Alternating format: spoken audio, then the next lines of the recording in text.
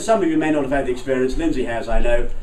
Lindsay encountered the same problem. Those of you who are in the Conservative Party, and I know not everybody here is, our sister Conservative Party, the BNP, are here, and UKIP and other. We have our sister parties and people who don't have any politics at all, which can, of course, mean that you're a member of the cabinet. I like Harry was saying, Harry is the longest serving ever Conservative, and he was telling me, of course, I wasn't active in politics during the war because we weren't allowed to have political thoughts when we were in the army, and I said, very good training for the modern Conservative Party. Whereas we know political discussion is banned. But as Lindsay discovered, Lindsay's intelligent, and she won't mind my saying that, I'm sure, and she failed the intelligence test. Because there's a ceiling. I mean, it's a glass ceiling, it's not official, but obviously if you're bright, you can't be a Tory MP. They're just a ban. Oh. Well, the trouble is, you see, it's the fear of being challenged. You know what infuriating is like, Harry, you've had to deal with them. Michael, my MP qualifies for that. Yes. Cameron. Oh, David Cameron, yes, exactly, yes. He's got no intelligence, no knowledge, no opinions, nothing. Exactly, yes, nice chap and a bit of a half-wit. Yes, in the nicest possible way, nice half-wit, like the Chancellor. The trouble is we're running the Tory party at the moment, Harry, on the basis if you have two half-wits together as leader and Chancellor, two half-wits make a wit. It doesn't quite work like that. Anyway, I emphasise these observations are made for the benefit of my own party chairman, association chairman. These comments are made in the nicest possible way and without any sense of feelings of intellectual superiority. As you know, I suffer from great feelings of intellectual inferiority, and these events, your introductions always do come as a massive boost and a much needed boost to my ego. Based on deep philosophy. Based on deep philosophy, exactly. That's right. No, I've suffered for many years from an inferiority complex, and I'm trying to put that forefront. Yes, exactly. I'm not a man without faults. I'm far too modest, far too shy and retiring, far too reluctant to ever express an opinion, and suffer from this deep inferiority complex. But I'm dealing with these issues. Like most other Aussies. No. Exactly. It's the straight upbringing. The straight upbringing helped there. No opposition, I note. Well, the Labour Party also has a problem with lack of intelligent MPs at the moment.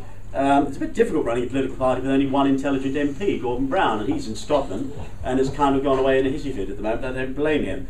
So it's not easy running a modern political party in a modern democracy with only one intelligent MP in the party. The Conservative Party has the same problem, only one intelligent MP, Francis Maude, known in the intelligence community with no offence intended, genially. And read the front page of the UK column. You won't think so. Front page of the UK. I haven't read the front page of the UK column, but I do see there is a picture of, as he is affectionately known in the intelligence community, von Maude, son of the famous German spy Angus Maude. He's a member of the elite CFR. Is Mr. Maude? Yes, exactly. The Council on Foreign Relations. Bunch of German spies in Washington, not all German spies. American, yeah. I have met some nice members of the CFR, but on the whole, they are German spies. Although you can be a German spy and nice. I mean, I think this is a great misconception that people have about the world of intelligence, that spies have to mean nasty. Generally speaking, I mean, Adolf Hitler, I was confusing Adolf Hitler and Edward Heath. Hitler and Heath, by the way, met. They didn't get on very well. Heath had a very low opinion of Adolf intellectually, tended to look down on Adolf, and so the one meeting between Hitler and Heath at Nuremberg in '37, and I've spoken to an eyewitness of that meeting, a German intelligence officer sitting 3 rows back, Nuremberg Party Conference. It was only a brief meeting. Hitler was introduced to Heath. Heath was one of the latest German recruits from Oxford. Hitler was interested to know, who was the latest, who was our latest spy. He was always very interested in British spies, and was interested to meet Edward Heath. But they didn't get on terribly well. Heath also didn't get on very well with Heinrich Himmler. This is partly because Heinrich Himmler had a lot more charm than Edward, and also because Heath was working for Canaris, not Heinrich, and Heinrich invited Hitler around. This is in the open domain, but this is out in the public domain. Edward Heath got invited round by Heinrich Himmler for cocktails, and Heinrich was trying to switch. And I never met Heinrich, of course. He was dead years before I was born. But I've known people who met. I know people who worked with Heinrich Himmler and Canaris, including that nice man Marcus Wolf, who was head of the Stasi, or HVA, for many years. Nice man. Bit brutal, bit ruthless, but a nice man, nice chap. Well, Marcus and I always got on very well. Partly because I addressed him properly. Your Jerry likes to be addressed properly. Harry, you've met a few Jerrys in your time. You were up against Rommel and the Western Desert and so on. You have encountered your Jerry likes to be addressed. But if he's a German general, you always address him as Herr General. Now, if he says you can call me by my first name, you can call him Helmut or whatever, but your German general, generally speaking, likes to be addressed as Herr General. And I got off on a right footing with Marcus Wolf by addressing him properly at our first meeting. I said, "Guten Abend, Herr Generaloberst," and he liked that. And that's the way to address your Jerry. Your Jerry does have style, your Jerry General does like to be addressed courteously and properly, and I am a strict believer in observing military courtesies. Somebody in MI6 was at that same meeting, somebody in MI6 said, "Why are you being nice to Marcus Wolf? He murdered lots of our chaps." He didn't murder them, he was the German spy master, for God's sakes. Your chaps are trying to stir things up in East Berlin. He was the opposition, of course he had our chaps shot, that was his job. Doesn't mean to say you shouldn't be nice to him. Some clown in MI6 wanted him arrested when he was in England. They were going to charge him with shooting British spies in East Germany. How could it be a crime in Britain to shoot a British spy in East Germany, for God's sakes? Britain, yes, but not in East Germany. I digress.